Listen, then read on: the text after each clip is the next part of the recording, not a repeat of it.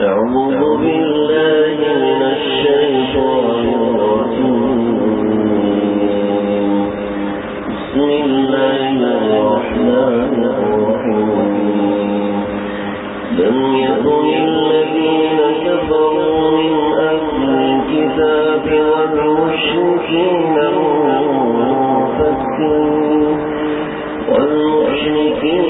منفكين حتى تأتيهم البينة. رسول من الله يتلو صحفا مطهرة فيها كتب قيمة. وما تفرق الذين أوتوا الكتاب إلا من بعد ما جاءتهم البينة. وما أمروا إلا ليعبدوا الله مخلصين له الدين حنفاء ويقيموا الصلاة ويؤتوا الزكاة وذلك دين القيمة. إن الذين كفروا من أهل الكتاب والمشركين في نار جهنم خالدين فيها أولئك هم شر البرية. إن الذين آمنوا وعملوا الصالحات أولئك هم خير البرية. جزاؤهم عند ربهم جنات عدن تجري من تحتها الأنهار خالدين فيها أبدا. رضي الله عنهم ورضوا عنه ذلك لمن خشي ربه. صدق اللہ العظیم. آج میں نے پہلی مرتبہ آپ کے سامنے بہت اہتمام سے اس کی تلاوت کی ہے. اس کی وجہ حدیث پاک ہے. آپ صلی اللہ علیہ وسلم کا ارشاد ہے کہ اللہ رب العزت ارشاد فرماتے ہیں کہ جو شخص سورہ بینہ پڑھے تمام احوال میں تیرا خیال رکھوں گا. تیرے تمام احوال میں تیرا خیال رکھوں گا اور آگے کی زندگی میں جو مراحل ہوں ہر مرحلے میں تیرا ساتھ دوں گا. یہ حدیث پاک ہے سورہ بینہ کی تلاوت کے اوپر اللہ کے نبی صلی اللہ علیہ وسلم نے ارشاد فرمائی. یہ سورہ بینہ ہے. بینہ یہ قرآن مجید کی سورت نمبر 98 ہے اور نزول کے اعتبار سے یہ سورت نمبر 100 ہے اور ترتیب کے اعتبار سے یہ سورت نمبر 98 ہے. یعنی لکھنے کے اعتبار سے 98 نمبر پر آتی ہے، لیکن جب یہ نازل ہوئی تھی تو یہ 100ویں نمبر پر نازل ہوئی تھی. مدینہ میں نازل ہونے والی یہ سورت ہے اور اس کے اندر جو احوال ہیں، جو معاملات ہیں، وہ میں انشاءاللہ ساتھ ساتھ عرض کروں گا. اس سے پہلے سمجھ لیں کہ یہ سورت بڑی عظیم الشان ہے. کسی چیز کے عظیم الشان ہونے کے لیے اس کے اندر کچھ خاص مطالب اور مفاہیم ہونا ضروری نہیں ہے. بس اللہ کو وہ الفاظ پسند آ جاتے ہیں، اللہ کو وہ کلمات پسند آ جاتے ہیں. یہ حدیث آپ حضرات نے سنی کہ آپ صلی اللہ علیہ وسلم کا ارشاد گرامی ہے. میں کچھ الفاظ بھول رہا ہوں اس لیے میں آپ کو حدیث پڑھ کے سنا رہا ہوں. تفسیر ابن کثیر کے اندر نبی کریم صلی اللہ علیہ وسلم کی یہ روایت درج ہے. آپ صلی اللہ علیہ وسلم نے کا ارشاد ہے کہ جب اللہ تعالیٰ جب سورہ لم یکن الذی کی قرأت سنتا ہے تو فرماتا ہے کہ میرے بندے خوش ہو جا، مجھے میری عزت کی قسم میں تجھے جنت میں ایسا ٹھکانہ دوں گا کہ تو خوش ہو جائے گا. مجھے میری عزت کی قسم میں تجھے جنت میں ایسا ٹھکانہ دوں گا کہ تو خوش ہو جائے گا. اور یہ بھی فرمایا کہ میں تجھے دنیا اور آخرت کے احوال میں سے کسی حال میں نہیں بھولوں گا، یعنی ہر حال میں تیرا خیال رکھوں گا. تو بھائی اس سورت کی تلاوت کرنے کو اپنے اوپر ہم لازم کر لیں کہ ایک بار، دو بار، ہفتے میں، کبھی مہینے میں ایک بار اس سورت کی تلاوت کر لی جائے. اس سورت کی تلاوت کر لینے سے یہ ہوگا کہ اللہ رب العزت کا یہ وعدہ انشاءاللہ ہم سب کو نصیب ہو جائے گا. تو میں نے خاص اس اہتمام کے تحت اس سورت کی تلاوت کیا. اللہ تعالیٰ اس کو قبول فرمائے, اس قرآن کے درس کو قبول فرمائے, قرآن کے نام پہ ہم سب کے جمع ہونے کو قبول فرمائے. اس کے اندر جو اللہ احکامات دے رہے ہیں اس کو سمجھنے کی توفیق عطا فرمائے. یہ سورت جب نازل ہوئی ہے تو آپ صلی اللہ علیہ وسلم نے حضرت ابی بن کعب رضی اللہ تعالیٰ عنہ کو بلایا اور بلا کے فرمایا کہ مجھے اللہ نے حکم دیا ہے کہ تم کو میں یہ سورت سناؤں, سورہ بینہ سناؤں. تو حضرت ابی بن کعب کہنے لگے یا رسول اللہ, آپ کے اوپر تو قرآن نازل ہوتا ہے اور آپ تو جبریل علیہ السلام کو قرآن سناتے ہیں ہر سال, یہ اللہ رب العزت نے میرا نام لیا ہے, اللہ سمانی, کیا اللہ نے میرا نام لیا ہے؟ فرمایا اللہ سما کا, اللہ نے تیرا نام لیا ہے. عبد الرحمن البرزوی فرماتے ہیں کہ میں نے کہا کہ اے ابی بن کعب, وہ تو آپ خوش ہو گئے ہوں گے. فرمانے لگے تو اس وقت خوشی کا کیا عالم ہوگا کہ میری آنکھوں سے آنسو برسنے لگے کہ مجھے اللہ کے نبی نے فرمایا کہ اللہ نے حکم دیا ہے کہ ابی بن کعب کو سورہ بینہ سناؤ اور ابی بن کعب سے سورہ بینہ سنو. تو یہ وہ صورت ہے جو آج ہم نے پڑھی ہے, جو آج ہم نے سنی ہے. یہ وہی الفاظ ہیں, اس کا نہ زبر تبدیل ہے, نہ زیر تبدیل ہے, نہ کوئی تلفظ تبدیل ہے. اور آپ صلی اللہ علیہ وسلم نے یہ خود صورت سنائی ہے, پھر حضرت ابی بن کعب سے سنی ہے, اور اس صورت کی یہ فضیلت ہے. تو اس کے اندر بڑی بشارت ہے ہم سب کے لیے. اللہ رب العزت اس کی بشارتوں کو حاصل کرنے کی توفیق عطا فرمائے. ایک بات ہو سکتی ہے کسی کے ذہن میں آ رہی ہو, حضرت ابی بن کعب کی اس میں کیا خصوصیت ہے؟ تو بات سمجھ لیں تھوڑی سی. حضرت ابی بن کعب صحابہ میں سب سے اقرا تھے. اقرا کا مطلب ہے سب سے اچھا قرآن پڑھنے والے تھے, سب سے اچھی تلاوت کرنے والے تھے, سب سے اچھے قاری تھے. ہمارے پاکستان کے اندر, ہندوستان کے اندر جو آج کل ٹرینڈ چل رہا ہے, مصر کے اندر جو ٹرینڈ چل رہا ہے وہ یہ ہے کہ قاری وہ ہوتا ہے جو قرآن کو بڑے خوبصورت آواز میں پڑھتا ہے, جو قرآن کو بڑے خوبصورت لہجے میں پڑھتا ہے. اس کا نام ہوتا ہے قاری. اس کا نام صحابہ کے زمانے میں اس کا نام قاری نہیں تھا. صحابہ کرام قرآن کا کوئی خاص لحن نہیں لگاتے تھے, کوئی خاص طرز اور خوبصورت خاص کوئی انداز اپنانا, کوئی اس قسم کی کوششیں نہیں کیا کرتے تھے, کوئی اس قسم کی کوششیں منقول نہیں. جس کی قدرتی طور پر کوئی ایسا لحن بنا ہوا ہو تو وہ الگ بات ہے, لیکن قرآن کے قاری ہونے کا مطلب یہ ہوتا تھا کہ قرآن کے معانی اور مفاہیم کو سمجھنے کی کوشش کرتا تھا. آج کل کے زمانے میں ہم لوگ قرآن مجید سے صرف دور ہیں. صرف قرآن مجید کے اگر ہم قریب آ جائیں تو ہمیں نہ جانے کیا کچھ زندگی میں انقلابات آئیں گے. اگر کوئی عمل نہیں کرتا نہ کرے, میں کوئی عمل کی چھوٹ نہیں دے رہا, لیکن کوئی عمل نہیں کرتا نہ کرے, لیکن قرآن مجید سمجھ لینے سے انسان گمراہ نہیں ہوتا. دیکھیں, گمراہ ہو جانا اور ہدایت یافتہ ہو جانا یہ بہت بڑی بات ہوتی ہے. کوئی ایک میرے پیارے شیخ حضرت صوفی شاہ فیروز عبداللہ میمن صاحب دامت برکاتہم فرماتے ہیں, بڑی زبردست مثال دیتے ہیں. ایک کار ہے, اس کار کے اندر 5 لوگ ہیں. ایک آدمی ہے یہودی, ایک آدمی ہے نصرانی, ایک آدمی ہے ہندو, ایک آدمی ہے سکھ اور ایک آدمی ہے مسلمان. اور چاروں شرابی ہیں, چاروں زانی ہیں, چاروں قاتل ہیں, چاروں جواری ہیں. یہ چاروں 5 کے 5 مارے جاتے ہیں ایکسیڈنٹ کی وجہ سے. تو 5 کے 5 کو عذاب دیا جائے گا, لیکن مسلمان کو بعد میں جنت میں بھیج دیا جائے گا, صرف ایمان ہونے کی وجہ سے. ایمان کی دولت ایک بہت بڑی دولت ہے. اس کا اللہ کا شکر ادا کرنا چاہیے کہ جس قدر زیادہ اللہ کا شکر ادا کیا جائے وہ کم ہے جو ایمان کی دولت اللہ رب العزت نے ہم سب کو عطا فرمائی ہے. اللہ ہم کو ایمان کی دولت کی قدر کرنے کی توفیق عطا فرمائے. صحابہ کرام جو قرآن مجید کے قاری ہوا کرتے تھے, قاری ہونے کا مطلب یہ نہیں ہے کہ قرآن مجید تجوید سے پڑھنا جانتا ہو. دیکھیں, آج کل میں یہ بات کہتے ہوئے بڑا ڈرتا ہوں کہ نمبر 1 تو ڈر یہ لگتا ہے کہ بات سمجھ میں آئے گی یا نہیں آئے گی. دوسری بات یہ کہ بہت لمبی بات ہو جاتی ہے. میں کوشش کرتا ہوں کہ مختصر بات ہو تاکہ مختصر وقت کے اندر دلچسپی برقرار رہتی ہے.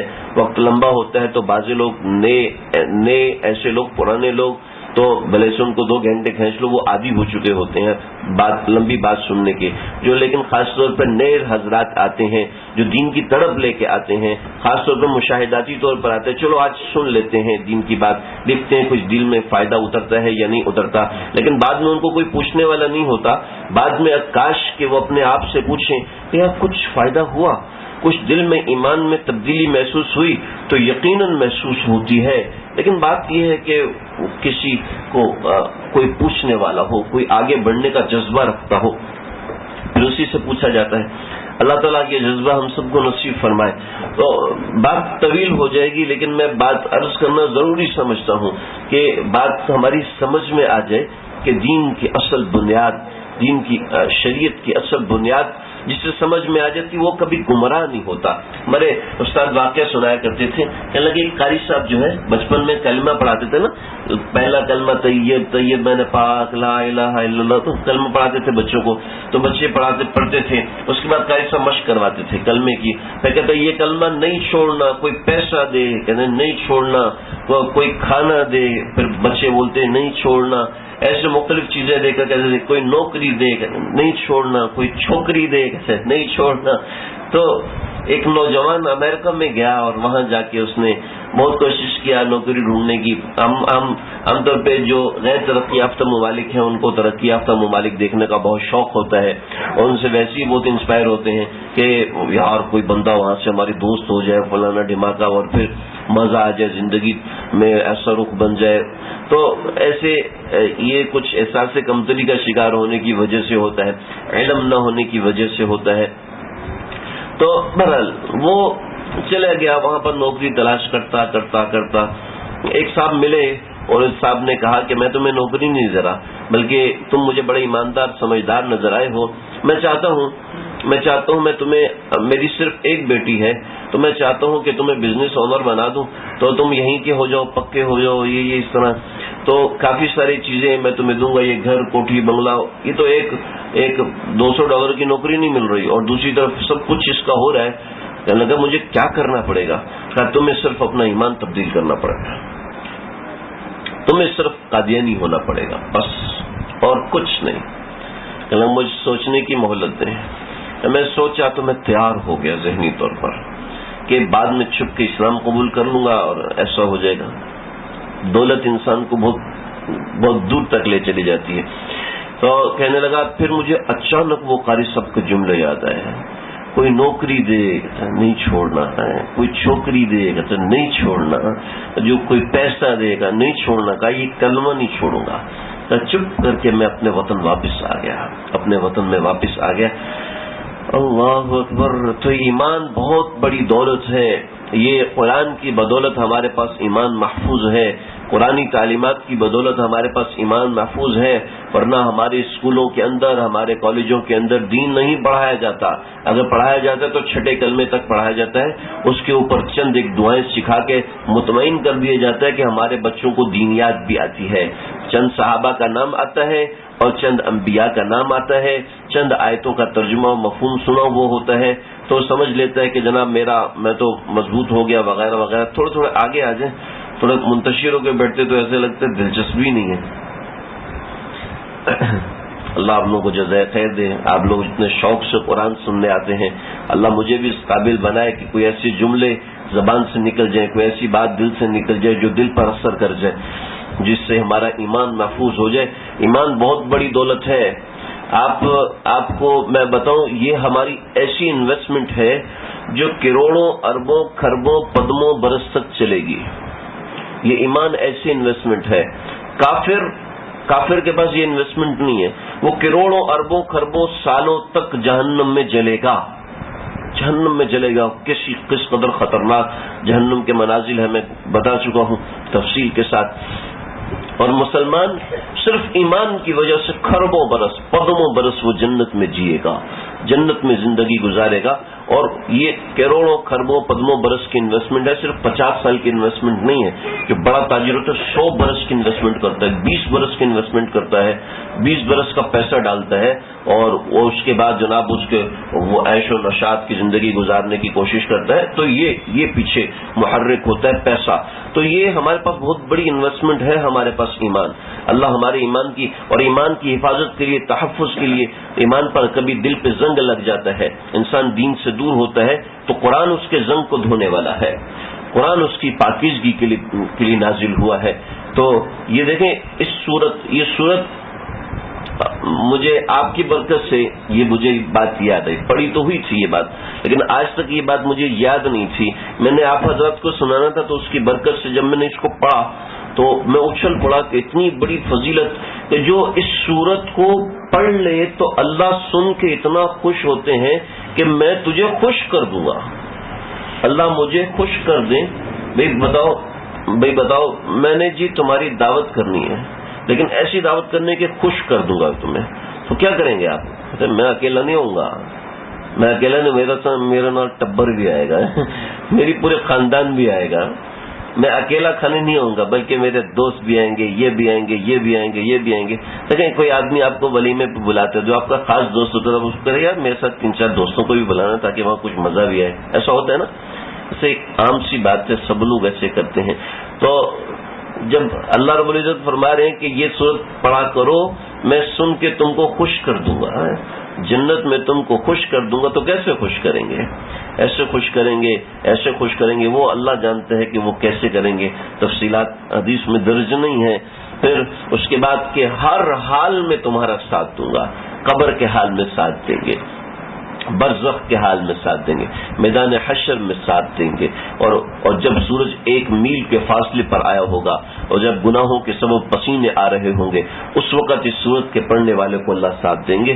تو جس قدر ہو سکے اس کی تلاوت کی جائے۔ تو یہ آپ حضرات کی برکت سے آیا، اور آپ حضرات کو انشاءاللہ مجلس کی برکت سے سننا نصیب ہوا، تو انشاءاللہ کبھی نہ کبھی اس کی تلاوت کرنا بھی نصیب ہو جائے گا۔ میں بتا رہا تھا کہ قرآن کا قاری کون ہوا کرتا تھا۔ قرآن کا قاری وہ ہوتا تھا جو قرآن کے مفاہیم کو سمجھتا تھا۔ حضرت عمر رضی اللہ عنہ نے 11 برس میں سورہ بقرہ پڑھی تھی۔ تو کیا مطلب تھا 11 برس میں سورہ بقرہ پڑھنے کا؟ آپ حضرات سنتے آئے ہیں، سورہ بقرہ 11 برس میں پڑھی تھی۔ اس کا مطلب یہ تھا کہ ایک معنی اور مفہوم کو پڑھا کرتے تھے، سمجھا کرتے تھے، سیکھا کرتے تھے۔ میں نے درس شروع کیا، میں نے تقریباً 3 برس ہے مجھے درس کے اندر، اور میں ابھی 10ویں پارے کے اوپر ہوں، 10ویں پارے کے اوپر ہوں، یہ 3 3.5 برس کے اوپر۔ اور سورہ بقرہ عربی دان تھے حضرت عمر، پڑھے لکھے تھے، عرب کے حکماء میں شمار ہوتے تھے اور بہترین عالم شمار۔ 6 علماء تمام صحابہ کرام میں چنیدہ ہیں، ابن مسعود، علی مرتضیٰ، اور اس کے اندر تیسرے عمر بن خطاب، یہ 6 علماء میں سے تیسرے حضرت عمر بن خطاب رضی اللہ تعالیٰ عنہ۔ سب سے پہلے حضرت علی، اس کے بعد ابن مسعود، اس کے بعد حضرت عمر فاروق کا نمبر آتا ہے۔ تیسرے بڑے فقیہ اور سورہ بقرہ 11 برس میں پڑھ رہے ہیں۔ تو کیا مطلب ہے اس کا؟ اس کا مطلب ہے کہ مفاہیم سمجھا کرتے تھے، معنی سمجھا کرتے تھے۔ حضرت علی رضی اللہ تعالیٰ عنہ نے فرمایا سورہ فاتحہ کے اندر 10,000 مسائل ہیں، سورہ فاتحہ میں 10,000 مسائل ہیں۔ نہیں، بسم اللہ الرحمن الرحیم کے اندر جو 10,000 مسائل ہیں وہ علامہ راضی رحمۃ اللہ علیہ نے لکھے ہیں۔ ہمارے سورہ فاتحہ میں 10,000 مسائل ہیں۔ تو بعض لوگوں نے کہا بے وقوف، سورہ فاتحہ میں 10,000 مسائل کہاں سے آ گئے؟ گن کے کوئی 50-60 ہوں گے مسائل، 10,000 مسائل کہاں سے نکال لیے؟ تو غصہ آیا، اچھا تم کیا سمجھتے ہو؟ ان بوریہ نشینوں کے پاس علم نہیں ہے؟ آؤ تو میں دکھاتا ہوں۔ بسم اللہ الرحمن الرحیم پڑھ کے لکھنا شروع کیا، اور سورہ فاتحہ میں 10,000 مسائل لکھ دیے۔ تفسیر کبیر کی پہلی جلد سورہ فاتحہ کے 10,000 مسائل کے اوپر آپ دیکھ سکتے ہیں، انٹرنیٹ پہ کتاب موجود ہے۔ 10,000 مسائل عام کتب خانوں میں بھی مل جاتی ہے، جس کو دیکھنا ہو بغیر خرچے کے دیکھ سکتا ہے، اس لیے میں نے بتا دیا۔ تو حضرت علی رضی اللہ بسم اللہ الرحمن الرحیم کے اندر کی تفسیر اتنی بڑی ہے کہ لکھواؤں تو 70 اونٹوں پہ لا دی جائے گی۔ بسم اللہ الرحمن الرحیم کی تفسیر اتنی بڑی ہے کہ ہمیں کچھ سنا دیجئے۔ تو شروع ہوئے تو بسم اللہ کی با کے اوپر صبح سے لے کے شام تک تقریر کرتے رہے۔ کہا حضرت جی بس کرو، بہت ہو گئی، ہم اس سے زیادہ سن نہیں سکتے۔ میں سوچتا تھا یہ کیا مسائل ہوں گے۔ تو جب ہم نے تفسیر بیضاوی پڑھی ہے نا، تو تفسیر بیضاوی کے اندر انہوں نے لکھنا شروع کیا بسم اللہ کی با کو اونچا رکھنے کی کیا ضروریات ہیں۔ یہ بسم اللہ کی با کا ڈھونڈا اونچا ہوتا ہے یا پھر عام سا ہوتا ہے؟ عام سا ہوتا ہے. لیکن بسم اللہ کی با کا جو وہ شوشہ ہوتا ہے اتنا اونچا کیوں ہوتا ہے؟ کبھی آپ نے سوچا؟ اس کے اوپر مسائل لفظ کیے. بسم اللہ کے با کے نیچے ایک زیر کیوں ہوتی ہے؟ زیر کیوں ہے؟ حالانکہ ابتدا بالکلام زیر سے بہت کم ہوتی ہے، زبر سے ابتدا ہوتی ہے. کسی بھی کلام کو آپ شروع کرتے ہیں عربی کے اندر تو عام طور پہ ابتدا زبر سے ہوتی ہے، زیر سے بہت کم ہوتی ہے. پورا قرآن کھول کے دیکھ لیں، الحمدللہ، الحمدللہ زبر سے ابتدا، الف لام میم زبر سے ابتدا ہے. احسب الناس ان یترکوا ان یقولوا قل اعوذ برب الناس پیش سے ابتدا. زیر سے ابتدا بہت کم ہوتی ہے. عما یتساءلون والنازعات غرقا عبس وتولى ان جاءه الاعمى والشمس وضحاها والقمر والضحى والليل اذا سجى والتين والزيتون وطور سينين لم يكن الذين كفروا منه. زبر سے ابتدا، زیر سے ابتدا ہے ہی نہیں. لیکن قرآن کی ابتدا ہو رہی ہے بسم اللہ اور زیر سے ابتدا ہو رہی ہے، اور زیر تو نیچی ہے. اس کی کیا وجہ ہے؟ وجوہات بتائیں اور ایسے ایسے مسائل اخذ کیے، ایسے ایسے مسائل مستنبط کیے ہم آپ سوچ بھی نہیں سکتے. تو اور مسائل کا زندگی میں حصہ ہے، مسائل کا زندگی میں ایسے حصہ ہے کہ آپ اور ہم اگر جب اس میں موقع ہوا تو اس میں جائیں گے. بہت سی چیزیں میں سنا چکا ہوں، بہت سی لاکھوں چیزیں ہیں جو مجھے بھی ابھی تک سنانے کا موقع نہیں ملا اور یاد بھی نہیں ہے.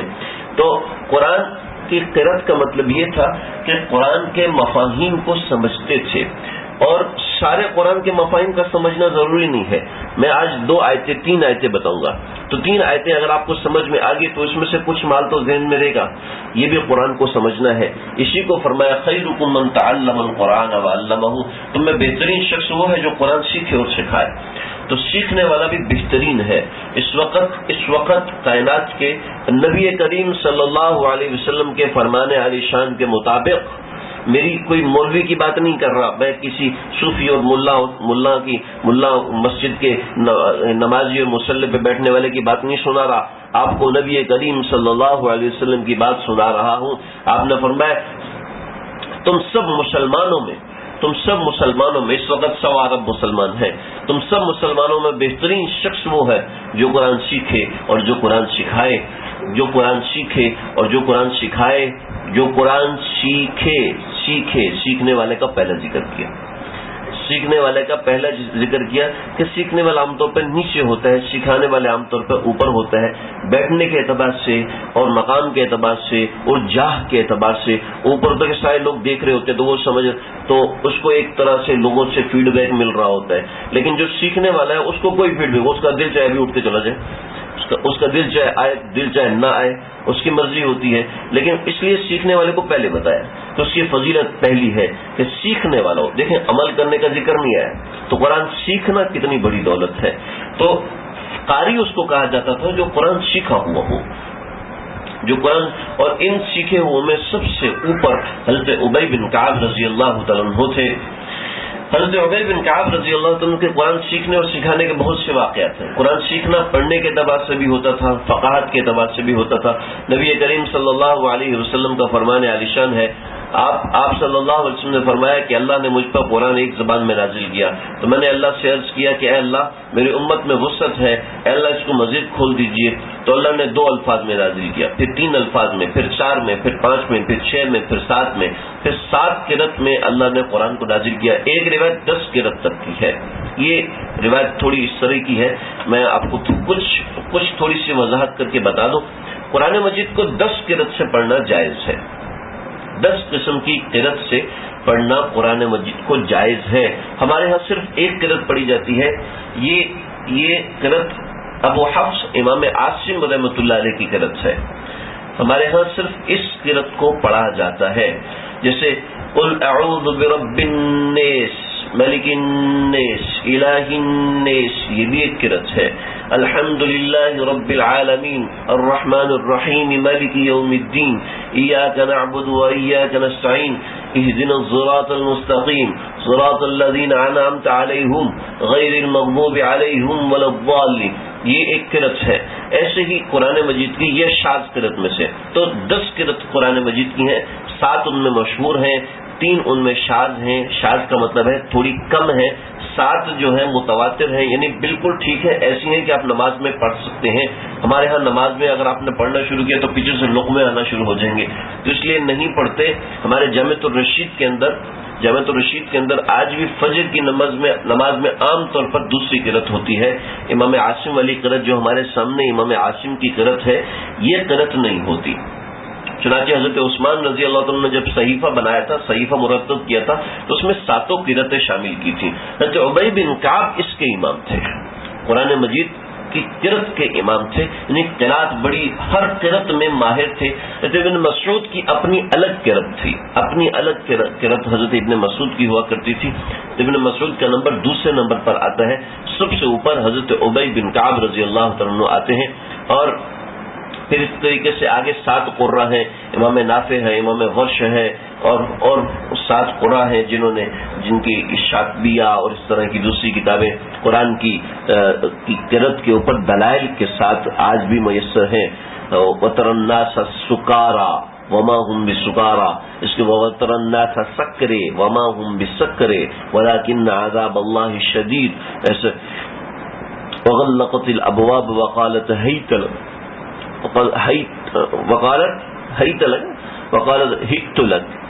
ہیت لک. یہ مختلف قرأت ہیں، الفاظ وہی ہوتے ہیں، تھوڑا سا تبدیل. والشمس وضحیها والقمر اذا تلاها والنهار اذا جلیها واللیل اذا یغشیها والسماء وما بنیها والارض وما طحیها ونفس وما سویها فالهمها فجورها وتقواها. یہ مختلف قرأت قرآن مجید کی ہیں. حضرت ابی بن کعب اس کے امام تھے. تو یہ تخصیص کی ایک وجہ یہ ہے. دوسری، تمام کے تمام صحابہ ہی قاری تھے، کوئی صحابی ایسا نہیں جو قاری نہ ہو، کوئی صحابی ایسا نہیں جو قرآن کا مفاہیم اور مطلب نہ سمجھتا ہو. جس کو سمجھنا ہو تو آ کے آقا صلی اللہ علیہ وسلم سے سمجھ لیا کرتا تھا. پھر حضرت ابی بن کعب کی تخصیص کی دوسری وجہ، تخصیص کا مطلب ان کو خاص طور پہ اللہ نے ذکر کیا اس لیے کہ ان کو قرآن سے خاص شغف تھا. آپ کو شغف بتاؤں، عام شغف کیا تھا؟ عام شغف یہ تھا، حضرت اللہ رضی اللہ عنہ فرماتے ہیں میں مسجد نبوی میں بیٹھا تھا، حضرت عثمان آئے اور نماز پڑھنا شروع کی اشراق کے وقت میں. اللہ اکبر، عشاء کے بعد اللہ اکبر، سورہ فاتحہ پڑھی، بقرہ، آل عمران کی، یہ جا والناس پہ جا کے ختم کیا، والناس پہ ختم کیا. پھر اس کے بعد اگلی رکعت کے اندر دوبارہ قرآن میں شروع کیا، سبحان الذی اسری پہ جا کے ختم کیا اور 2 رکعت پوری کی. آپ کہتے ہیں یار یہ کیسے کیا، کس طریقے سے کیا؟ یہ بڑی لمبی کہانیاں ہیں. کسی نے حضرت علی رضی اللہ عنہ سے عرض کیا کہ یا علی، آپ کے بارے میں سنا ہے کہ آپ عصر سے مغرب تک کے قرآن مجید ختم کرتے ہیں. کہا جی ہاں. کہا سر پڑھ کے تو سنا ہے، آپ کیسے ختم کرتے ہیں، اتنی اسپیڈ میں آپ کیسے پڑھتے ہیں؟ تو وہ یہ صاحب کرامت لوگ ہوتے تھے، اور ان کے بارے میں میں اپنا معمول پورا کروں گا. تجھے میں سناتا ہوں. گھوڑے پر رکاب پہ پاؤں رکھا اور پاؤں اٹھا کے دوسری طرف رکھا تو وہ ناس پڑھ رہے تھے. لوگوں کے وقت میں کرامات الاولیاء حق، اولیاء اللہ کی کرامت حق ہوتی ہیں. بخاری شریف میں واقعہ لکھا ہے، واقعات امام بخاری رحمۃ اللہ نے باقاعدہ لکھے ہیں. بنی اسرائیل کے بہت سے لوگوں کے ساتھ جو کرامات ہوئی، پیسوں کے سلسلے میں کرامات ہوئی، بخاری شریف میں سب احادیث درج ہیں. تو یہ صحابہ کرام کی کرامتیں ہوتی تھی. شاہ اسماعیل شہید رحمۃ اللہ علیہ، جو سید احمد شہید رحمۃ اللہ علیہ سے بیعت تھے، ان کے پاس بھی یہ کرامت تھی. جب یہ کرامت ان کے پاس تھی تو انہوں نے صحابہ اپنے ساتھیوں کو مشاہدہ کروایا. حضرت مجدد ملت حضرت مولانا اشرف علی تھانوی صاحب رحمۃ اللہ علیہ نے باقاعدہ واقعہ لکھا ہے کہ اس واقعے کے 50 لوگ گواہ ہیں کہ انہوں نے قرآن مجید کیسے پڑھا تھا. تو یہ میں آپ کو بتا رہا ہوں عام شغف تھا حضرت عثمان رضی اللہ عنہ کا، ایک عام سا شغف تھا. تو حضرت ابی بن کعب کا کیا شغف ہوگا؟ ان کو خاص شغف حاصل تھا. لیکن اس کے ساتھ تمام صحابہ سچے تھے. کوئی صحابی جھوٹ بولتا تھا؟ کوئی سوچ سکتا ہے کوئی صحابی جھوٹ بولتا ہے؟ لیکن حضرت ابوبکر صدیق کو خاص طور پہ صدیق کا لقب ملا. یہ سب سے زیادہ سچا ہے. کیا تھا کہ صداقت ان کی پہچان بن گئی تھی. وہ ایسے سچے تھے کہ صداقت ان کی پہچان بن گئی تھی. تمام صحابہ میں سے کوئی تھا جو ظلم کرنے والا ہو؟ ویسے صحابی ہے جس نے ظلم کیا ہو کبھی، لیکن حضرت عمر فاروق ظلم اور اس کے درمیان، ظلم اور انصاف کے درمیان فرق کرنے والے کے نام سے مشہور ہو گئے۔ کیسے مشہور ہوئے؟ ایک مسلمان بظاہر مسلمان تھا منافق، ایک مسلمان آیا اور ایک یہودی آپ صلی اللہ علیہ وسلم سے فیصلہ کروایا، آپ صلی اللہ علیہ وسلم نے فیصلہ کیا تو یہودی کے حق میں تھا، تو مسلمان نے کہا چلو حضرت عمر سے فیصلہ کرواتے ہیں، حضرت عمر سے فیصلہ کراتے ہیں۔ اس کو پتہ تھا حضرت عمر جو یہودیوں کے بڑے خلاف ہے، تو وہ چاہتے ہیں کہ یہودیوں کو جتنا جلدی یہاں سے نکالے، تو اپنے زمانے میں یہودیوں کو نکال دیا تھا، حضرت عمر تو یہودیوں کے بڑے خلاف ہیں، چلو ان سے جا کے فیصلہ کراتے ہیں۔ تو گئے حضرت عمر کے پاس، حضرت عمر کے پاس جا کے بات کرنے لگے کہ یہ بات ہے، تو میں نے فرمایا کہ اچھا تو میں فیصلہ سوچ کے بتاتا ہوں۔ اس نے کہا نہیں، پہلے سن لیں کہ نبی صلی اللہ علیہ وسلم نے یہ فیصلہ کیا تھا، تو ہمیں کچھ تسلی نہیں ہوئی، تو ہم اس کے بعد اس لیے آپ کے پاس حاضر ہوئے ہیں۔ اچھا میں بھی آتا ہوں۔ اندر کے تلوار نکال کے مسلمان کا سر قلم کر دیا۔ پھر اللہ کے نبی کے فیصلے کے بعد عمر سے فیصلہ کروانے آیا، میرا تو فیصلہ یہی ہے کہ ایسے بندے کی تلوار سے سر قلم کر دیا جائے۔ تو حضرت وہ سارا قبیلہ حضرت عمر کے خلاف آ گیا، اور بڑا لمبا واقعہ، حضرت اللہ رب العزت نے حضرت عمر کی صفائی پیش کی قرآن مجید کے اندر۔ حضرت عمر ایسے فاروق تھے، ایسے فرق کرنے والے تھے، اور حیا والے سارے، کوئی بھی صحابی بے حیا نہیں تھا، لیکن واصدقہم حیاء عثمان اتنا حیادار ہے کہ آسمانوں کے فرشتے بھی عثمان سے حیا کرتے ہیں۔ اتنی حیا تھی حضرت عثمان میں کہ کبھی زندگی میں تنہا ہوئے تب بھی ننگے نہ ہوئے، تنہائی کی حالت میں بھی ننگے نہیں ہوتے تھے، کوئی نہ کوئی جسم پر کپڑا ضرور رکھتے تھے، اتنی حیا تھی۔ حالانکہ یہ حیا کوئی فرض واجب نہیں ہے، لیکن حضرت عثمان اس سے زیادہ حیا کرنے والے تھے۔ اور اقباہم علی، یہ ان کی پہچان تھی، حضرت علی کی پہچان تھی کہ وہ فیصلہ کرنے میں ماہر تھے۔ تو ایسے ہی حضرت ابی بن کعب کی قرأت قرآن کے معانی مفاہیم حضرت ابی بن کعب کی پہچان ہوا کرتے تھے۔ چنانچہ یہ صورت حضرت ابی بن کعب کے لیے خاص طور پر اور ہم سب کے لیے عام طور پر یہ معاملہ ہے۔ کوئی کہہ سکتا ہے، میں نے تو کہہ دیا الفاظ کی روانی میں عام طور پر، لیکن یہ حدیث سننے کے بعد کوئی کہہ سکتا ہے یہ حدیث میرے لیے کوئی عام ہے۔ یہ صورت ہم سب کے لیے بڑی خاص ہے کہ اللہ نے اس کو پڑھنے والے کے لیے جنت کا وعدہ کیا ہے، تو اس سے بڑھ کر کیا ہوگا۔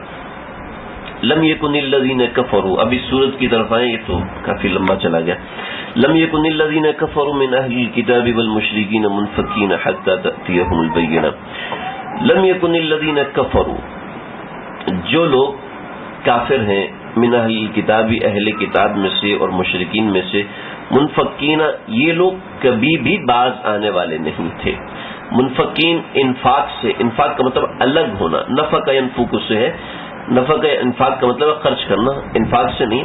نفق ینفق کا مطلب ہے کہ تفریق ہو جانا، متفرق ہو جانا، الگ ہو جانا۔ یہ لوگ کبھی بھی کفر کو چھوڑنے والے نہیں تھے، حتیٰ تأتیہم البینہ، یہاں تک کہ ان کے پاس بینہ آ گیا، دلیل آ گئی، نمونہ آ گیا، ثبوت آ گیا۔ یہ سارے کے سارے اس کا مطلب ہے دلیل اور ثبوت کے اور بینہ میں تھوڑا سا فرق ہے کہ بینہ کا ترجمے کے اندر واضح ہونے کا لفظ بھی لگائیں کہ واضح ثبوت، واضح دلیل کا نام ہوتا ہے بینہ۔ دلیل اور بینہ میں تھوڑا سا فرق ہوتا ہے۔ وہ کیا ہوتا ہے؟ دلیل ہوتی ہے سمجھنے والی، دلیل ہوتی ہے سمجھنے والی، اور بینہ ہوتا ہے دیکھنے والا۔ سمجھ رہے؟ دیکھنے والا یعنی ایسی دلیل جو کہ نظر آتی ہے۔ بطور مثال میں نے 2 کباب کھائے ہیں، بتا رہا ہوں کیوں، دیکھو مجھے ڈگار آ رہے ہیں، میرا پیٹ بھر، میں کھانا نہیں کھا رہا، یہ دلیل ہے کہ میں نے یہ چیز کھائی ہے۔ اور بینہ کیا ہے؟ بینہ 2 کباب کھا کے، ہاں دیکھ کھا لیے میں نے، سمجھ؟ اس کا نام ہے بینہ۔ ہمارے استاد فرماتے تھے، میں تو طالب علمانہ مثالیں دے رہا ہوں کہ کھانے والی مثالیں عام طور پہ بچوں کو زیادہ سمجھ میں آتی ہیں۔ تو بینہ مطلب ہے وہ دلیل، بینہ کو عام طور پہ برہان بھی کہتے ہیں، یعنی وہ دلیل جو کہ آنکھوں سے نظر آ رہی ہو، ایسی دلیل جو کہ آنکھوں سے نظر، یہ پانی گر رہا ہے، پانی گرنے کی آواز آ رہی ہے، اس کا مطلب پانی گر رہا ہے، اور آگے بڑھا کے بندہ دکھا دے کہ دیکھو وہ پانی گر رہا ہے، تو وہ یہ دکھانے والی دلیل ہے اور یہ سنانے والی دلیل ہے، تو دیکھنے والی اور سننے والی اور سمجھنے والی دلیل کے درمیان یہ فرق ہوتا ہے۔ بینہ بین سے، بین کا ہوتا واضح، واضح یعنی کھلی ہوئی واضح دلیل، پر یہ تھوڑا سا فرق ہے، لیکن دونوں کو آپس میں ایک دوسرے کے لیے استعمال کر سکتے ہیں، اس میں کوئی منع نہیں ہے، لیکن میں الفاظ سمجھا رہا ہوں۔ لم یکن الذین کفروا من اہل الکتاب والمشرکین منفکین حتی تأتیہم البینہ، یہ اب مفہوم سمجھے، مطلب سمجھیے۔ 3 آیتوں کا مطلب میں آپ کو اکٹھا یہاں پر عرض کر رہا ہوں۔ کفار چاہے وہ اہل شرک تھے یا اہل کتاب تھے، 2 قسم کے کفار تھے۔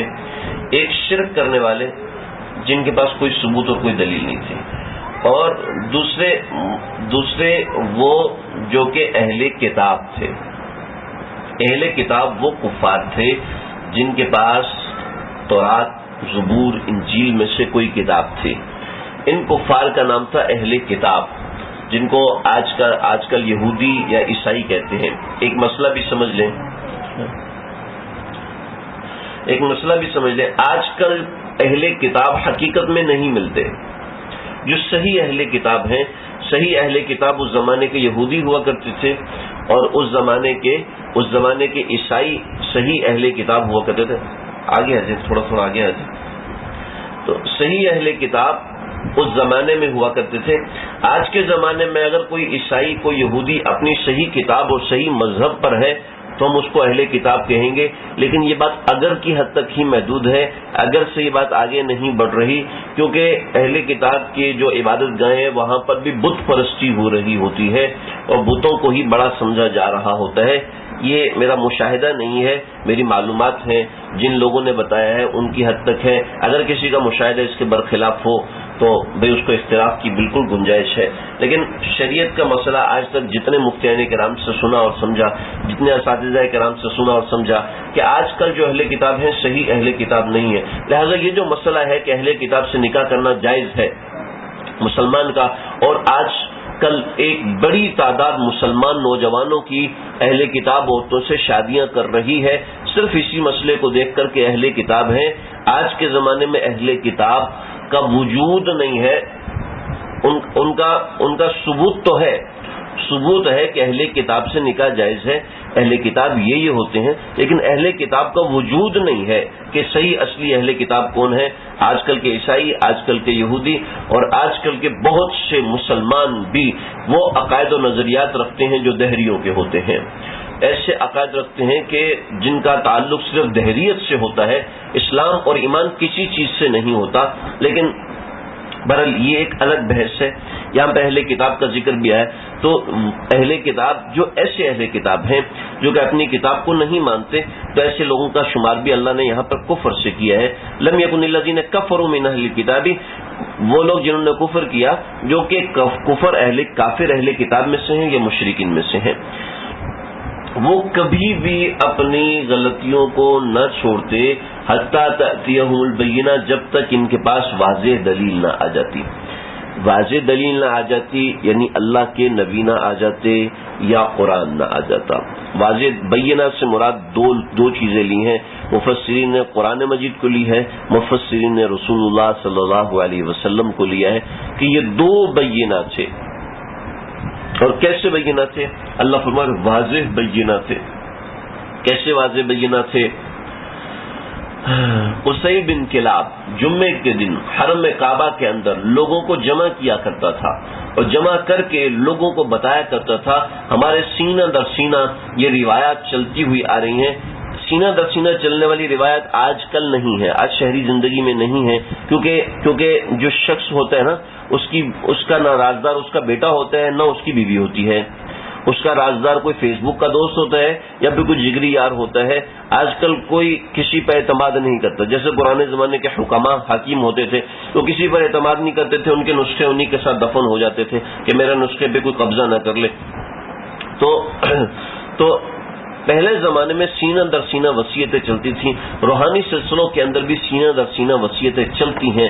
بہت سی ایسی چیزیں ہیں جو کہ سینہ در سینہ منتقل ہوتی ہیں کتابوں میں آئے بغیر، جیسے حضرت مجدد الفسانی رحمۃ اللہ علیہ ان کی مجددیت کے اوپر ان کے اگر حالات زندگی آپ مطالعہ کریں تو ان کی حالات زندگی کے اندر سینہ در سینہ وصیت چلتی ہوئی آئی تھی کہ ایک ہند کا علاقہ ہوگا، اس ہند کے علاقے کو باقاعدہ بزرگان دین نے آباد کیا کہ اس علاقے میں مجدد الف ثانی نے پیدا ہونا ہے اور اس علاقے میں آنا ہے، وہ وصیت سینہ در سینہ چلتی ہوئی آئی ہے۔ آپ اگر ان کی سوانح کا مطالعہ کریں تو آپ کو مکتوبات کا مطالعہ کریں تو اس میں بہت سی اس نوعیت کی چیزیں مل جاتی ہیں۔ مکتوبات مجدد ملت، مکتوبات ربانی مجدد الفیسانی رحمۃ اللہ علیہ کے جو مکتوبات ہیں اس میں بے شمار ایسی چیزیں ہیں، اس کی غالباً تفصیل بھی شائع ہوئی ہے، ویسے اس کی اردو بڑی مشکل ہے، اگر تفصیل کو دیکھیں تو اس میں بے شمار چیزیں ہیں، اور خاص طور پہ آج کل کی خانقاہ اور صوفیاء کے لیے وہ بہت رہنما قسم کی چیز ہے۔ تو سینہ در سینہ وصیتیں چلا کرتی تھی، سینہ در سینہ معاملات آیا کرتے تھے۔ قصی بن کلاب لوگوں کو اکٹھا کر کے یہ بتایا کرتے تھے کہ ہمارے آباء و اجداد نے سینہ در سینہ وصیت کی ہے کہ ہمارے خاندان کے اندر ایک لڑکا پیدا ہوگا جو کہ پیدائش سے پہلے ہی یتیم ہوگا، اس کا دادا اتنی عمر میں انتقال کرے گا، اس کا چچا اتنی عمر میں انتقال کرے گا، اس کی ماں اتنی عمر میں انتقال کرے گی، اس کے وسیلے سے بارشیں ہوں گی، اس سے پہلے زمزم آئے گا، اس سے پہلے ہاتھیوں کا لشکر آئے گا، اس کو شکست ہوگی۔ قصی بن کلاب لوگوں کو جمع کر کے یہ واقعات سنایا کرتے تھے۔ سیر کے اندر یہ واقعات تفصیل سے درج ہیں۔ جیسے یہ ایک بات۔ دوسری بات، یہود اور نصارہ، یہود لوگ، ان کا اصل وطن شام ہے۔ آج تک جھگڑا چلتا ہوا ہے کہ یہود کہتے ہیں کہ ہم جو ہے فلسطین کے رہنے والے ہیں، بیت المقدس اصلی ہمارا ہے، اور انہوں نے آج ایک جو پیلے رنگ کا قحبہ تیار کیا ہوا ہے، پیلے رنگ کا قبہ تیار کیا ہوا ہے، اس پیلے رنگ کے قبے کو ہم سمجھتے ہیں بیت المقدس ہے۔ یہ بیت المقدس یہ نہیں ہے۔ آپ حضرات کو شاید پہلی مرتبہ سن رہے ہو، وہاں کے ایک عالم دین سے میری بات ہوئی، فلسطین کے ایک عالم سے میری بات ہوئی، تو انہوں نے بتایا کہ یہ ایک پروپیگنڈا ہے کہ مسلمانوں کو اصلی جو بیت المقدس ہے اس سے ہٹانے کا، کہ اصلی جو بیت المقدس ہے اس کے دائیں طرف ہیکل سلیمانی ہے، اس ہیکل سلیمانی کے نیچے ایک چٹان ہے، اصل وہ چٹان بیت المقدس ہے۔ یہ اوپر پیلے رنگ کا جو صومعہ اور جو قبہ تیار کیا ہوا ہے، اس کے اندر کچھ بھی نہیں ہے، اس کے اندر وہ چٹان نہیں ہے جس کو قبلہ اول کیا جاتا ہے، چنانچہ اس کی تصویروں کو پھیلایا جاتا ہے، بتایا جاتا ہے اصل قبلہ اول اس کے قریب سبز رنگ کا ایک گنبد ہے، وہ سبز رنگ کا جو گنبد ہے اس کے نیچے وہ چٹان ہے جس کو قبلہ اول کہا جاتا ہے۔ تو جو یہود تھے یہ تو اصل شام کے رہنے والے تھے، یہ یثرب میں آ کے آباد ہوئے تھے، اور یثرب میں آ کے آباد کس لیے ہوئے تھے؟ اس لیے ہوئے تھے کہ یہاں سے ایک قافلہ گزر رہا تھا، اس قافلے کے ساتھ بادشاہ جا رہا تھا، بادشاہ کا قافلہ گزر رہا تھا، اس کے ساتھ 400 علماء جا رہے تھے، اور 400 علماء نے بستی دیکھی، کھجوریں دیکھی، اونچ اور نیچ کو دیکھا، تو کہا یہ تو وہی زمین ہے جس زمین پر نبی نے آنا ہے، آخری نبی نے جس زمین پر آنا ہے یہ وہی زمین ہے، لہذا آپ ہمیں یہاں پر آبادی تیار کر کے دیں۔ چنانچہ بادشاہ نے اسی وقت وہاں پر 400 مکانات تعمیر کیے، اور اس کے اندر ایک مکان 2 منزلہ تعمیر کیا، اس مکان میں ایک شیر کھدوا کے ڈال دیا کہ یہ آنے والے پیغمبر اس مکان میں ٹھہریں گے، اور اس مکان میں ٹھہرنے کے ساتھ ان کو میرا یہ شیر، میرا یہ سلام ان کو ان کے آنے کے ساتھ ہی دیا جائے گا۔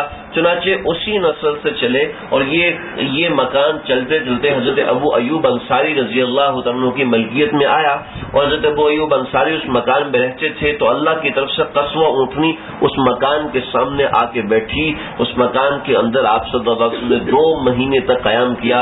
جب آپ کا قیام تھا تو حضرت ابو ایوب انصاری رضی اللہ عنہ وہ جو شعر لکھا ہوا تھا اس بادشاہ کی طرف سے منتقل ہوتا ہوا آ رہا تھا، وہ آپ صلی اللہ علیہ وسلم کے حضور میں پیش کیا۔ یعرفونہ کما یعرفون ابناءہم، یہ آپ کو ایسے پہچانتے ہیں جیسے یہ اپنے بچوں کو پہچانتے ہیں۔ اپنے بچے کا صرف پاؤں دیکھ کے بندہ پہچان لیتا ہے یہ میرا بیٹا ہے، اپنے بچے کی پشت کی طرف سے دیکھ کے پہچان لیتا ہے یہ میرا بیٹا ہے، یہ کسی اور کا بیٹا نہیں ہے۔ اب بچہ جا رہا ہو، صرف کپڑے اپنے بچے کی طرح کے پہنے ہوتے نہیں یہ میرا بچہ نہیں، وہ ایسے نہیں چلتا۔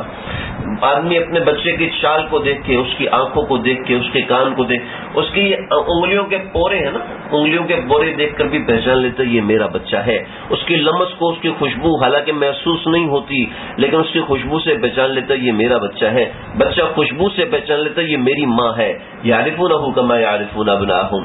یہ اپنے آپ صلی اللہ علیہ وسلم کو ایسے پہچانتے ہیں جیسے آقا جیسے اپنے بچوں کو پہچانتے ہیں. تو نبی کریم صلی اللہ علیہ وسلم کو پہچانتے تھے، لیکن وہ یہ سمجھتے تھے کہ آپ صلی اللہ علیہ وسلم بنی اسرائیل سے آئیں گے، لیکن آپ بنی اسماعیل میں سے تشریف لائے. تو یہ سب لوگ گمراہ ہوئے پڑے تھے.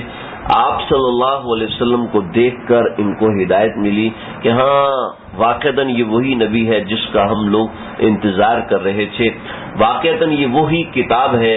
دوسرے بعض مفسرین نے اس سے نبی کریم صلی اللہ علیہ وسلم کو مراد نہیں لیا بلکہ اس سے قرآن مجید کو مراد لیا ہے. نبی کریم صلی اللہ علیہ وسلم واضح بینہ کیسے تھے؟ واضح بینہ ایسے تھے اور ہیں کہ آپ صلی اللہ علیہ وسلم نے زندگی کی ہر تعلیمات سب لوگوں کے سامنے رکھی. غریب ہو کر بھی دکھایا، امیر ہو کر بھی دکھایا، بادشاہ بن کر بھی دکھایا اور مظلوم بن کر بھی دکھایا. مکہ میں جب آپ مظلوم تھے ہمارے سامنے نمونہ ہے، مکہ میں جب آپ فاتح بن کے آئے ہمارے سامنے نمونہ ہے، مکہ میں جب آپ غریب تھے، مدینہ میں جب آپ غریب تھے، آپ کے گھر میں 2 مہینے کا فاقہ تھا، وہ بھی ہمارے سامنے نمونہ ہے. اور روزانہ گھر میں اچھے کھانے اور خوراک آ رہی تھی. آپ صلی اللہ علیہ وسلم نے 1,00,000 درہم کا جبہ پہنا ہے، یہ بھی ہمارے سامنے نمونہ ہے. کوئی زندگی، کوئی چیز ایسی نہیں ہے جس میں ہمارے سامنے نمونہ نہیں ہے. شادی ہے، بیاہ ہے، خوشی ہے، غم ہے. حتیٰ کہ آپ کس دن چارپائی باہر نکالتے تھے وہ بھی لکھا ہے، کس دن چارپائی اندر کر کے ڈالتے تھے وہ بھی لکھا ہے، کہاں چارپائی رکھتے تھے وہ جگہ بھی بنا کے رکھتی ہے کہ یہ استوانہ شریر ہے، یہاں ہمارے آقا چارپائی ڈالا کرتے تھے. ہمارے آقا کے پاؤں کیسے تھے، ان کا رنگ کیسا تھا، داڑھی مبارک کے بال کیسے تھے اور کتنے بال سفید تھے، کتنوں میں مہندی کا رنگ تھا. یہاں تک بھی لکھ دیا کہ آپ سر میں کبھی درد ہوتی تھی تو یہاں پر مہندی لگا لیا کرتے تھے. داڑھی کے اتنے بال آپ کے رنگ والے ہو چکے تھے. لہذا یہ بھی لکھ دیا ہے صحابہ نے آپ صلی اللہ علیہ وسلم کے پاؤں کے تلوے کتنے اٹھے ہوئے تھے، یہ بھی لکھ دیا. کوئی بال کسی کے گنتا ہے؟ صحابہ نے لکھ دیا کہ آپ کے صرف 20 بال سفید تھے، 20 بال سفید تھے. آنکھوں کے ڈوروں میں آنکھوں کی جو سفیدی اس کے اندر ہلکی ہلکی سرخی آئی تھی. یہاں تک صحابہ نے اپنے لوگوں کو بتا دی. بالوں کی لمبائی کوئی اپنے بچوں کی گنتا ہے، صحابہ نے اپنے نبی کے بالوں کی لمبائی بھی بتا دی کہ کبھی بال کندھوں سے نیچے چلے جاتے تھے اور کبھی کان کی لو کے برابر ہوتے تھے، اس سے آگے نہیں جایا کرتے تھے، اس سے آگے آپ ترشوا لیا کرتے تھے. کس طرف سے بال کاٹنا شروع کرتے تھے وہ بھی لکھ دیا، کس طرف سے بال کاٹنے کا اختتام کرتے تھے وہ بھی بتا دیا. ناخن میں کون سا ناخن پہلے کاٹا کرتے تھے، کون سا آخر میں کاٹا کرتے تھے وہ بھی بتا دیا. اتنی تعلیمات حضرت عیسیٰ کی لے کر آئے. کوئی لے کر آئے حضرت عیسیٰ نے شادی کیسے کی؟ کوئی لے کر آئے؟ کی نہیں. حضرت عیسیٰ نے اولاد کی تربیت کیسے؟ انبیاء کا تقابل نہیں کرنا چاہیے. میں صرف تعلیمات کا بتا رہا ہوں، بینہ کو واضح کر رہا ہوں کہ ہمارے نبی جیسے بینات کوئی عیسائی رہنمائی نہیں دے سکتا، کوئی عیسائی رہنمائی نہیں دے سکتا اپنے مکمل دین کی اس زمانے کے اندر. کوئی عیسائی نہیں دے سکتا، جبکہ ہر مسلمان کے سامنے ہمارے آقا صلی اللہ علیہ وسلم کی رہنمائی موجود ہے. داڑھی کے بال رکھنے تو کتنے رکھنے، مجھ سے اگر تم نے رکھنی ہے تو کتنی رکھنی ہے، کہاں سے تم نے بال کٹوانے ہیں داڑھی کے، اور کہاں سے کون سے بال کٹوانے ہیں اور کیسے کٹوانے ہیں یہ بھی لکھا ہوا ہے. کس آلے کا استعمال کرنا یہ بھی لکھا ہوا ہے. یہ بھی کر کے بتایا کہ اس آلے کا استعمال کرو، کہیں دھاگے کا استعمال کرو، کہیں جی ہاں نطف ہے اور حلق ہے، یہ مختلف اصطلاحات ہیں، میں اس طرف نہیں جا رہا. اللہ اکبر. ہمارے سامنے نمونہ ہے. سید سلیمان ندوی رحمۃ اللہ علیہ ایک بحری جہاز کے سفر میں تھے. فرمانے لگے ایک ہندو ان سے ملا تو اس ہندو نے ایک نیا مذہب بنایا تھا. اس نئے مذہب کے اندر اس نے یہ کیا تھا کہ تمام مذاہب سے اچھی باتیں لے کر اس نے ایک مذہب بنا دیا تھا، ایک مذہب کو تعمیر کر دیا کہ یہ مذہب ہے اور پھر اس کی تبلیغ کرنا شروع کی، آگے بڑھانا شروع کیا. ایک زمانہ گزر گیا اس کو اس مذہب پہ محنت کرتے ہوئے، لیکن سوائے چند لوگوں کے اس کے پیچھے اس کا کوئی پیروکار نہیں بنا، سوائے چند لوگوں کے. بہت اچھے اخلاق سکھائے، عیسائیت میں سے اچھی باتیں اٹھا لی، اسلام میں سے اچھی باتیں اٹھا لی جو اس کی نظر میں اچھی باتیں تھیں. ایسا نہیں ہے کہ اسلام میں کچھ اچھی باتیں تھیں جو اس نے اٹھا لی، باقی اچھی باتیں نہیں ہیں. یہودیت میں جو اچھی باتیں اس کو لگی اس نے اٹھا لی، ہندو مت میں اس کو جو اچھی باتیں لگی اس نے اٹھا لی، سکھ مذہب میں اس کو جو باتیں اچھی لگی اس نے اٹھا لی، دہریت میں اس کو جو اچھی باتیں لگی وہ اس نے اٹھا لی. ضروری نہیں کہ اچھی باتیں ہوں یا نہ ہوں، میرا اس سے بحث نہیں، لیکن اس نے وہ اچھی باتیں اٹھائیں اور اس کو مرتب کیا. دیکھنے میں بڑی حسین باتیں لگ رہی تھیں. سید سلیمان ندوی رحمۃ اللہ علیہ نے فرمایا کہ تو اتنے برسوں سے اس مذہب پہ کام کر رہا ہے، آخر تیرا مذہب کیوں نہیں پھیلا؟ حالانکہ ساری اچھائیاں اپنے عقل کے مطابق تم نے اکٹھی کر لی، تو یہ کیوں نہیں پھیلا؟ کہا کہ مجھے ایک بات سمجھ میں آتی ہے، کسی بھی دین کے پھیلنے کے لیے، کسی بھی دین کو پھیلانے کے لیے اس کے سامنے ایک عملی نمونہ ہونا چاہیے، جو کہ ہمارے دین کے اندر عملی نمونہ کوئی بھی نہیں ہے. میں تو اس کا پیروکار ہوں، میں تو اس کو چلانے والا ہوں، میں تو عملی نمونہ نہیں بن سکتا. عملی نمونہ کوئی اور بن سکتا ہے اور عملی نمونہ ہمارے سامنے نہیں ہے. اور ہمارے دین میں جو پھیلنے کا بنیادی ذریعہ ہے اس میں عملی نمونہ ہے نبی کریم صلی اللہ تعالی علیہ وسلم. حضرت مولانا منظور احمد نعمانی صاحب رحمۃ اللہ علیہ بڑے اللہ والے معرف الحدیث کے مصنف، ان کے پاس ایک جوڑا ہندوؤں کا آیا، ایک عورت اور ایک مرد. اور آج کل دین کو پڑھنے والے بہت کم لوگ ہیں، اور جو پڑھنے کی کوشش کرتے ہیں تو معافی کے ساتھ ہم مولوی لوگ پڑھنے نہیں دیتے ان کو، تو اللہ کا یہ جرم معاف کرے. تو دین پڑھنے والے بہت کم لوگ رہ گئے. دو ہندو، اس کی بیوی اور وہ دونوں حضرت مولانا منظور احمد نعمانی صاحب رحمۃ اللہ علیہ کے پاس حاضر ہوئے. بیوی کو انہوں نے بٹھایا الگ، اور جہاں سے وہ بات سن سکے. اس زمانے میں اسپیکر ٹیلی فون کا سسٹم تو تھا نہیں. کہنے لگے کہ حضرت ہم نے ہوش سنبھالا تو ہندو مت میں سنبھالا، پھر اپنا مطالعہ کرتے رہے تو ہمیں ہندو مت سمجھ میں نہیں آیا. ہم نے دہریت کا مطالعہ کیا تو ہمیں ہندو مت سے اچھا لگا، ہم نے اس کو اختیار کیا، لیکن اس کی بے شمار باتیں ہمیں سمجھ میں نہیں آئیں، بے شمار باتیں ہمیں سمجھ میں نہیں آئیں. ہم نے پھر عیسائیت کا مطالعہ کیا، عیسائیت کو اختیار کر لیا، لیکن اس کی بے شمار باتیں ہمیں سمجھ میں نہیں آ رہی. تو ہم نے اسلام کا مطالعہ کیا، لیکن ہم نہیں چاہتے کہ بار بار ہم مذہب کو تبدیل کریں. مذہب ایک ہماری زندگی کا حصہ ہے، ہم تبدیل نہیں کرنا چاہتے. آپ اسلام کے بارے میں بہت سے سوالات ہیں ہمارے ذہنوں کے اندر، آپ اگر ان کے جوابات دے دیں تو ہمیں امید ہے تسلی ہو جائے گی. لیکن ابھی تک کوئی مولوی، کوئی عالم ہماری تسلی نہیں کرا سکا. تو حضرت آپ اگر تسلی کرائیں، آپ کے پاس کون سے دن وقت ہوتا ہے، کون سا وقت ہوتا ہے؟ ہم آپ کے گھر کے قریب ہوٹل میں رہیں گے، پر آپ جو ہمیں وقت دیں گے ہم وہ وقت میں آیا کریں گے، اور اس وقت میں ہم آپ سے سوالات کریں گے، آپ کو جوابات دینے ہوں گے جو آپ کو سمجھ میں آیا. فرمانے لگے کہ روزانہ کا 1 سے 1.5 گھنٹہ رکھا اور قریب کے ہوٹل میں انہوں نے رہائش رکھی. فرمانے لگے ان کا سب سے پہلا سوال کیا تھا؟ لگے پہلا سوال ان کا یہ تھا کہ اللہ تعالیٰ کیسے ہیں، اللہ تعالیٰ کون ہیں، اللہ کہاں رہتے ہیں، میں نے اللہ سے ملنا ہے تو مجھے کیا کرنا پڑے گا. پرسن ٹو پرسن میری ملاقات. اب دیکھیں وہ اگلا دہریت کا مطالعہ بھی کیے ہوئے، عیسائیت کا مطالعہ بھی کیے ہوئے، ہندو مت کا مطالعہ بھی کیے ہوئے. وہ ملاقات کا نام رکھتا ہے پرسن ٹو پرسن ملنا، ایک دوسرے سے آمنے سامنے. اللہ کیسے ہیں، کہاں ہوتے ہیں، دکھنے میں کیسے لگتے ہیں، میں اللہ سے ملاقات کرنا چاہوں تو کہاں پہ کر سکتا ہوں. تو حضرت نے خاموشی اختیار کی.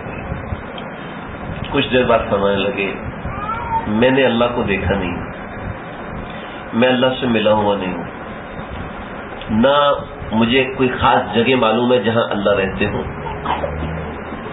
ہاں، جس نے اللہ سے ملاقات کی ہے، جس نے اللہ کو دیکھا ہوا ہے، جو جانتا ہے کہ اللہ کس جگہ پر قرار رکھے ہوئے ہیں، کس جگہ بیٹھے ہوئے ہیں، کس جگہ کھڑے ہوئے ہیں، اللہ کس شریعت میں ہے، اور اللہ دکھنے میں کیسے لگتے ہیں، جس نے دیکھا ہوا اس کے بارے میں بہت کچھ جانتا ہوں، اور اتنا جانتا ہوں جتنا اپنے ابا کے بارے میں بھی نہیں جانتا، جتنا اپنے دیش اور دھرم کے بارے میں بھی نہیں جانتا، جتنا اپنی اولاد کے بارے میں بھی نہیں جانتا، اس کے بارے میں بہت کچھ جانتا ہوں۔ اگر آپ اجازت دیں تو میں اس کے بارے میں آپ کو بتاؤں؟ ہاں بتائیے۔ لگے کہ نبی کریم صلی اللہ علیہ وسلم کی زندگی کو کھولنا شروع کیا۔ پہلے نمبر پہ حالات، دوسرے نمبر پہ قربانیاں، تیسرے نمبر پر مختلف چیزیں انہوں نے کھولی۔ 12ویں دن وہ آئے آپ صلی اللہ علیہ وسلم کی دعاؤں کے اوپر، کہ آقا صلی اللہ علیہ وسلم کی زندگی میں دعاؤں کی کیا مقام، دعاؤں کی کیا حیثیت تھی۔ لگے کہ 12ویں دن دونوں میاں بیوی رو رو رو رو کے کہنے لگے، حضرت جس دین کا رہنما اتنا عظیم ہو، آپ ہمیں اس دین کے اندر قبول فرما دیجیے۔ ایمان قبول کر لیا، مسلمان ہو گئے۔ تو حتی تأتیہم البینہ، دین کے اندر سب سے اہم ترین چیز رہنما ہوتی ہے۔ حتی تأتیہم البینہ، یہ ہمیشہ گمراہ رہتے، یہ ہمیشہ کفر پر رہتے۔ میں کچھ وضاحت کے ساتھ کہنا چاہتا ہوں، کسی تفسیر میں نہیں لکھا، وضاحت کے ساتھ اس لیے کہہ رہا ہوں کہ کوئی فتویٰ نہ لگا دے، کہ سیدنا ابو بکر صدیق، سیدنا عمر فاروق، سیدنا طلحہ، عبد الرحمن بن عوف، یہ سارے کے سارے ایمان میں داخل نہیں ہو سکتے تھے جب تک ہمارے آقا کا نمونہ ان کے سامنے نہ ہوتا۔ اور آگے بڑھتے بڑھتے بڑھتے بڑھتے بڑھتے میں اور آپ اپنے نام اپنے دل میں لیں اور اس بات کو سمجھیں، جب تک ہم لا الہ الا اللہ کے بعد محمد الرسول اللہ نہیں کہیں گے، ہم ایمان نہیں لا سکتے۔ قُلْ إِن كُنتُمْ تُحِبُّونَ اللَّهَ فَاتَّبِعُونِي، میرے پیچھے آنا شروع کر دو۔ اگر تم اللہ سے محبت رکھتے ہو، اگر تم اللہ سے پیار کرتے ہو تو مجھ سے پیار کرو، اگر تم اللہ تعالیٰ کی خوشنودی چاہتے ہو تو مجھے خوش کرنا شروع کر دو۔ حتی اکون احب الی من والدہ وولدہ والناس اجمعین، یہاں تک کہ میں ان کا سب سے پیارا نہ ہو جاؤں، اس کے والد سے، اس کے ولد سے یعنی اس کی اولاد سے، اور تمام لوگوں سے سب سے زیادہ پیارا جب تک نہ ہو جاؤں، اس وقت تک پکا مسلمان نہیں ہو سکتا۔ تو حتی تأتیہم البینہ، بینہ کے اندر نبی کریم صلی اللہ علیہ وسلم آتے ہیں، یعنی رہنمائی کے بغیر انسان ایک قدم آگے نہیں بڑھ سکتا، رہنمائی کے بغیر انسان نہیں چل سکتا، رہنمائی کے بغیر انسان کامیاب نہیں ہو سکتا۔ ایک بات سمجھیں، ہم میں سے کوئی کتنا زیادہ پڑھا لکھا ہے، جس کا علم جس حد تک جاتا ہے اس چیز کو دیکھے۔ کائنات میں اللہ نے جس بندے سے کام لیا ہے، کائنات میں جس بندے سے کام لیا ہے، ہمیشہ وہ بندہ، وہ انسان ہوا ہے کہ جس کا کوئی رہنما تھا، اور جس کا کوئی رہنما نہیں تھا اللہ نے اس سے کام تو لیا لیکن رہنمائی نہیں لی۔ جس سے اللہ نے کام لیا وہ ہمیشہ وہی تھا جس کا کوئی نہ کوئی رہنما تھا، ورنہ اس کے علاوہ جو دوسرے تھے وہ جانور تھے یا پتھر تھے۔ پتھر سے اللہ نے کام لیا۔ حضرت موسیٰ علیہ السلام کے کپڑے اٹھا کے لے گیا پتھر، حضرت موسیٰ کے کپڑے اٹھا کے لے گیا، اس سے کام لیا۔ اس کا رہنما نہیں تھا تو اللہ نے پتھر سے کام لیا۔ اس کام میں رہنمائی کی ضرورت نہیں، پتھر سے کام چلا لیا۔ اللہ رب العزت نے ابابیل سے کام لیا کہ اس میں رہنمائی کی ضرورت نہیں، ابابیل سے کام لے لیا۔ لیکن آج تک جس نے بھی دین کو پھیلایا ہے، جس نے بھی کامیاب زندگی گزاری ہے، ہمیشہ وہ ہوا ہے جس کا کوئی نہ کوئی رہنما ہے۔ ہماری امت کے اندر جو سب سے زیادہ مضبوط ایمان والا طبقہ ہے وہ کون ہے؟ صحابہ کرام۔ صحابہ کا کوئی رہنما تھا یا بغیر رہنما کے تھے؟ رہنما کے تھے۔ پھر ایمان کے اعتبار سے مضبوط ترین لوگ علماء اور صوفیاء ہوتے ہیں جن کے ایمان کو کوئی ہٹا نہیں سکتا۔ شیطان نے حکایت لکھی ہے کتابوں کے اندر، شیطان نے اپنے شتونگڑوں سے کہا کہ کسی جاہل کو گمراہ کرنا زیادہ آسان ہوتا ہے یا کسی عالم کو گمراہ کرنا زیادہ آسان ہوتا ہے؟ تو کہ لگے عالم کو گمراہ کرنا آسان ہے، اس کو 2 دلائل دو وہ اس طرف چلا جائے گا، اور جاہل کہتے ہیں 2 دلائل ولائل کی ضرورت نہیں ہے، چھوڑو بس جو اپنے مولوی صاحب کہہ رہے ہیں ٹھیک ہے. جو عام آدمی ہے وہ یہ کہتا ہے, اور جو عالم ہے اس کو دلائل تو اس طرف چلا جائے گا, پھر ادھر تو ادھر بھاگتا بھاگتا کہیں اور نکل سکتا ہے, کوئی مسئلہ نہیں ہوگا. تو شیطان لے کر گیا ایک جاہل کے پاس, وہ نماز پڑھ رہا تھا, تہجد پڑھ رہا تھا. تو اس کے اوپر آیا روشنی, اور روشنی کے ساتھ خوشبو چاروں طرف پھیل گئی. کیا ہوا, کون ہے تو؟ کہا میں جبریل ہوں, تجھے معراج کے لیے لے کے جانا ہے. تو جلدی سے غسل کر, جلدی سے غسل خانے میں گھس گیا, غسل کیا, کر 2 رکعت نماز پڑھ, تجھے معراج پہ لے کے جانا ہے. 2 رکعت نماز پڑھی, پیچھے سے شیطان غائب. کہا دیکھا, کر دیا نا گمراہ, 1 منٹ میں ہمارے پیچھے چل پڑا. کہتے آپ چل, تجھے عالم کے پاس لے کر چلتا ہوں. ایک عالم بیٹھا تہجد پڑھ رہا تھا, اس کے پاس چاروں طرف روشنی پھیل گئی. جناب پروں کے ساتھ نیچے اترا, کہا آپ بہت بڑے عالم دین ہیں, بہت بڑے اللہ والے ہیں, اور اب آپ نے تہجد پڑھی, معراج بھی تہجد کے وقت ہوئی تھی, لہٰذا آپ کو آج معراج کرانے کے لیے اللہ نے بلایا ہے. کہا معراج پہ تو نبی کریم صلی اللہ علیہ وسلم جاتے تھے, میں تو نبی صلی اللہ علیہ وسلم نے چل بھاگ جے شیطان, نکل گیا یہاں سے. کہنے لگا دیکھ, تو وہ علماء جن کے سامنے رہنمائی ہو, اور رہنمائی کے بغیر کوئی شخص عالم بن ہی نہیں سکتا, استاد کے بغیر کوئی شخص عالم نہیں بن سکتا. محض اپنے مطالعے سے انسان عام طور پہ گمراہی کی طرف جاتا ہے. عام طور پہ اگر وہ تھوڑی سی رہنمائی لیتا رہے, کسی کو اپنے رہنما مان لے, تو وہ اپنی ذہانت سے پڑھے, اپنے علم کے بلبوتے پر آگے بڑھے تو بہت آگے نکل سکتا ہے. چنانچہ امام ابو حنیفہ رحمۃ اللہ علیہ, امام شافعی رحمۃ اللہ علیہ, امام مالک رحمۃ اللہ علیہ, امام احمد بن حنبل رحمۃ اللہ علیہ, علامہ ابن قیم جوزی رحمۃ اللہ علیہ, امام بخاری رحمۃ اللہ علیہ, لولا السنتان لہلک النعمان. امام ابو حنیفہ فرماتے ہیں اگر میرے پاس وہ 2 برس جو میں نے امام جعفر صادق رحمۃ اللہ علیہ کے ساتھ لگائے ہیں, اگر میرے پاس وہ 2 سال نہ ہوتے تو لہلک النعمان, تو نعمان ہلاک ہو جاتا. ہر شخص جس نے دین کا کام کیا ہے اس کے سامنے رہنمائی رہی ہے. کسی کے ذہن میں اشکال آ سکتا ہے, قائد اعظم کا کوئی رہنما تھوڑی تھا. قائد اعظم محمد علی جناح کہ اگر آپ تاریخ پڑھیں تو حضرت مجدد ملت حضرت مولانا اشرف علی تھانوی صاحب رحمۃ اللہ علیہ سے مشورے کیا کرتے تھے قائد اعظم. جب 23 مارچ 1940 کی تقریر تھی, 23 مارچ 1940 کی تقریر سے پہلے مولانا شبیر علی صاحب حضرت تھانوی رحمۃ اللہ علیہ کا خط لے کر قائد اعظم محمد علی جناح کے پاس گئے تھے. اس کے ساتھ ڈاکٹر علامہ محمد اقبال رحمۃ اللہ علیہ, بہت بڑے دینی نام ہے ان کا, تو ایک بڑا طبقہ تھا ان کے ساتھ. اب چونکہ تاریخ کا مطالعہ کریں تو بہت سی چیزیں, بہت سے عقدے کھلتے ہوئے نظر آتے ہیں. آج تک کسی نے دین کی خدمت نہیں کی, آج تک کوئی دین میں آگے نہیں بڑھا جب تک اس کا کوئی رہنما نہ ہو. حتی تأتیہم البینہ کے اندر اللہ نے یہی مضمون بیان کیا ہے.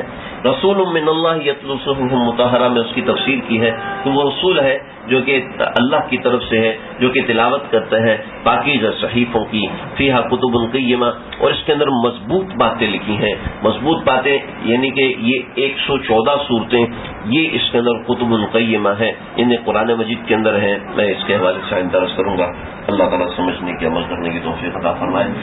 وآخر دعوانا الحمد للہ رب العالمین. بسم اللہ الرحمن الرحیم. ربنا تقبل منا انك انت السميع العليم وتب علينا انك انت التواب الرحیم. اے اللہ اس قرآن کے درس کو قبول فرما لیجیے. ہمارے اندر اخلاص کا نام بھی نہیں ہے, اے اللہ آپ اپنی طرف سے اس کے اندر خلوص کو ڈال کر اپنی طرف سے اس کو قبول فرما لیجیے. اے میرے مالک, ہم یہ الفاظ جوڑ سکتے ہیں, اس کے اندر درد بھرنا, اس کے اندر تاثیر ڈالنا, اے اللہ یہ آپ کا کام ہے.